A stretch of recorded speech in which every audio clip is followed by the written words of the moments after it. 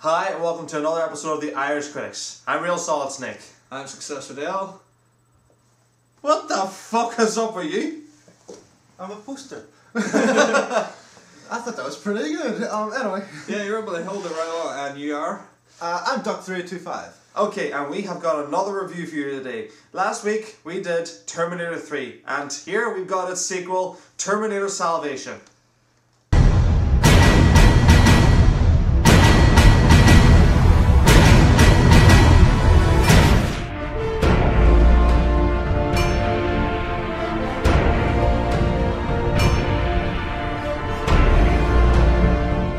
Okay, so what you're seeing here is the fourth Terminator film in the franchise, and it is quite easily the worst in the franchise. Yeah, I know I said that Terminator 3 was bad, but this is putting it on another level. Not to say that that's one of the worst of all time, it's just, I don't know, it just didn't click with me. It just didn't have Arnold Schwarzenegger in it, that's probably what it was. But still, we'll take you all through it. Yes. Well, anyway, of course, as we notice, it is another Terminator film which grossly disappoints everyone. But Grossly? That's pretty putting it mildly. Yeah, well. I didn't think it was that bad, honestly. It's like, But you don't think anything is ever that bad, let's face it. yeah, but you That's think why that, we work but you with never it. think anything is good. I do. Well, anyway, while these two get it on behind me, we're going to go right to the opening credits, where we see that this film is already at a major disadvantage, being directed by Mac G. Really? I can tell you another disadvantage that it has. Like, where the hell is the Terminator music? Seriously, what is up with it? It didn't have it in the last film, it doesn't have it in this film. It is like one of the biggest things you should have for a Terminator film. That's like starting off a Superman film without the Superman theme. Can you imagine the Superman film starting off like this?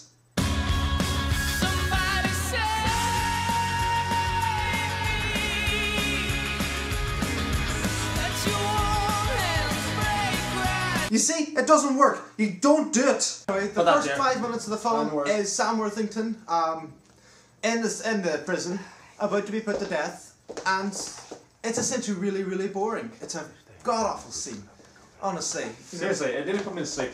It put me to sleep, but I kind of slept through it. Although, to be fair, it was a great cameo by Helen Barclay. Yeah.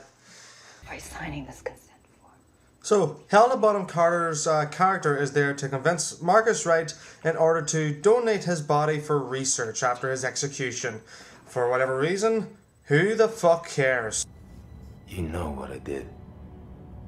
My brother and 2 cops are dead because of me. I'm not looking for a second chance. I'll sell it to you. For what? A kiss.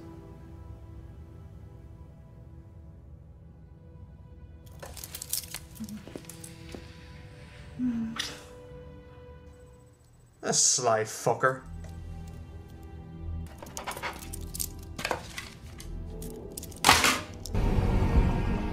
So, when all's said and done, Marcus is then executed for murder.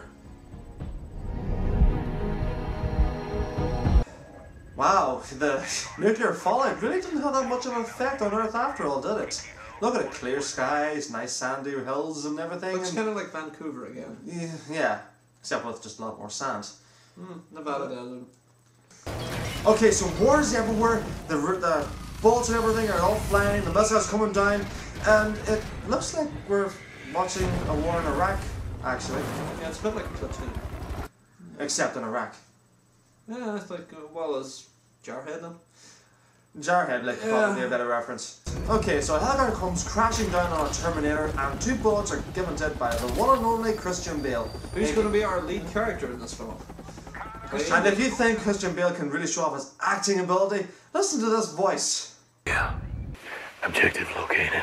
Kyle is out there somewhere alone. Skynet is hunting him. It's Batman. Yes, I know. It's like he just directly came off the set of Batman the day before and came on to Terminator the next day and forgot to turn off his voice. Yeah, that can sometimes happen to actors though. They can't get out of the same turned mindset. off, it might be a bit difficult, but someone should tell him that voice sucks. Yeah, it's not like he... Well, to be fair, Christian Bale's a nice guy to work with. It's not like he ever causes problems on set.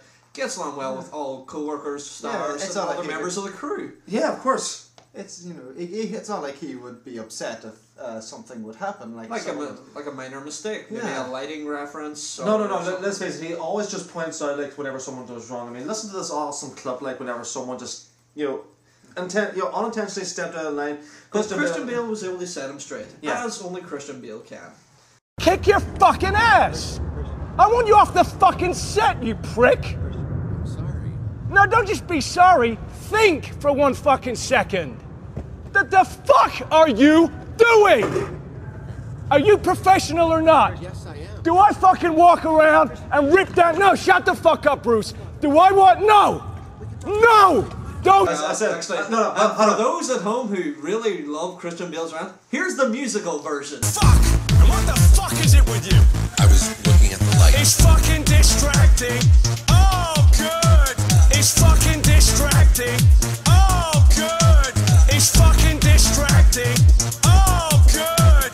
It's fucking distracting. Oh, good. No, fuck, no, fuck, no. So John Connor and co head down below and they come across human prisoners. What the hell are they doing to them?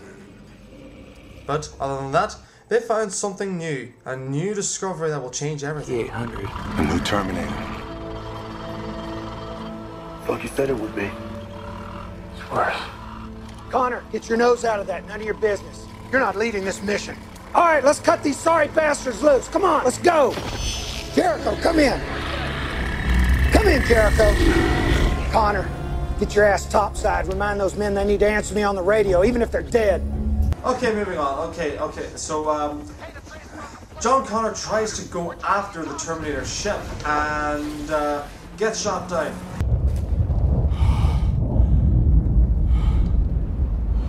Nuclear explosion, look! Do you not think a nuclear explosion would be bigger? But it's a mushroom cloud. Yeah, but you can see. I mean, you can see it's a mushroom cloud. Oh, it's a mushroom cloud, so it's clearly a nuclear explosion. But a Terminator quickly finds John Connor and ensues combat. But Connor is quick enough to find the machine gun and blows it to bits.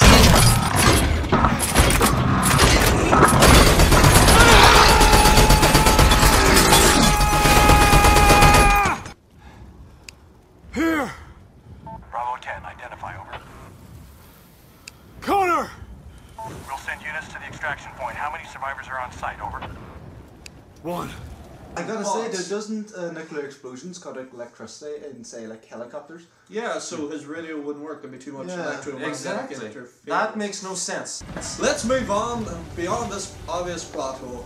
Next thing we know, like, this strange, awesome, haunting creature who lurks out of the shadows of the explosion. Oh no, wait, it's just Christian Bale. No, that's Sam Worthington. Here we have Sam Worthington, who is actually the real star of the show, like Doug says. Doug, take it away.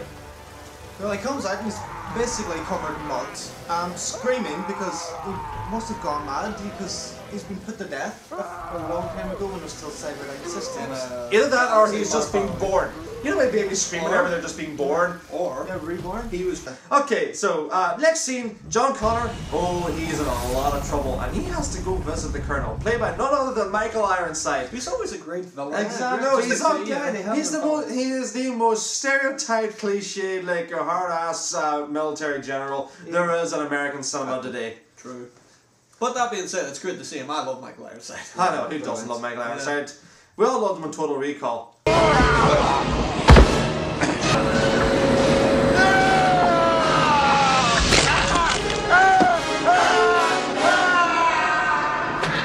See you at the party, Richter!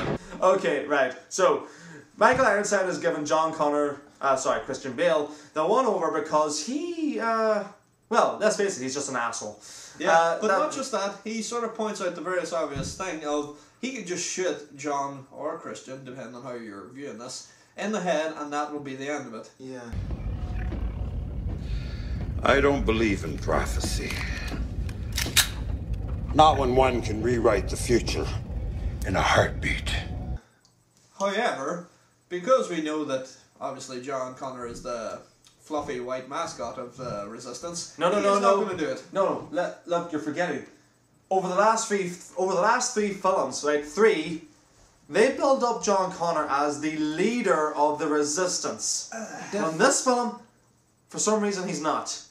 In this film, as you will tell, he's the de facto leader. You can't go from being minus as a citizen, which is in Terminator 3, he's running. He does have no existence, leave no traces of him behind.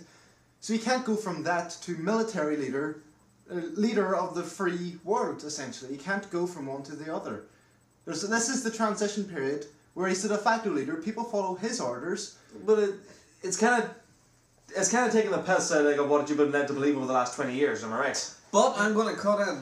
We'll continue this argument. Hold on. Alright, fine, we'll continue it later. Oh, no, continue. Actually, just you know what? one Continue more. away. This will be Okay. good. I have one more point. Okay. Whenever it's shown from the previous movies, whenever he's shown to be the leader, he has the scar. That's when he's the leader. When he has the scar on his head, should be going, "Whoa, freedom!" You know. Okay, so leaders have to have scars. Yes. No, but not just he's that. shown to be the leader when he has the scar. He's not shown to be leader without it. Okay, right, the next part of the film, what was it? Oh yeah, Sam Worthington comes across a decrepit old town. Looks like downtown Los Angeles. I'm sorry, I don't really say any difference to what it is today.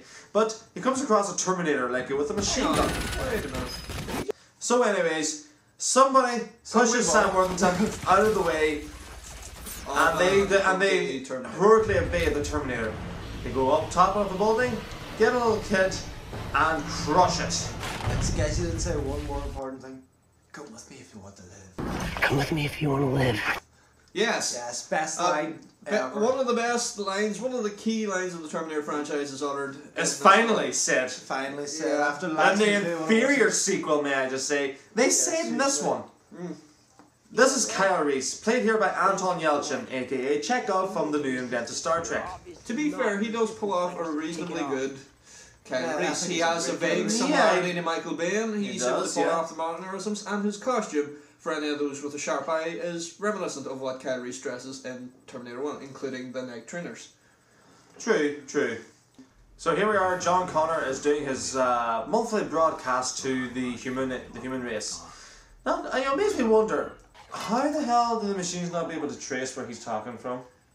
I'm sure there's some reason. Or there maybe You don't isn't. think that they have Yeah. someone listening and just saying, he's over there? Well, you know what? Do you know what this is? This is just another Plot hole. fucking plot hole. Yeah.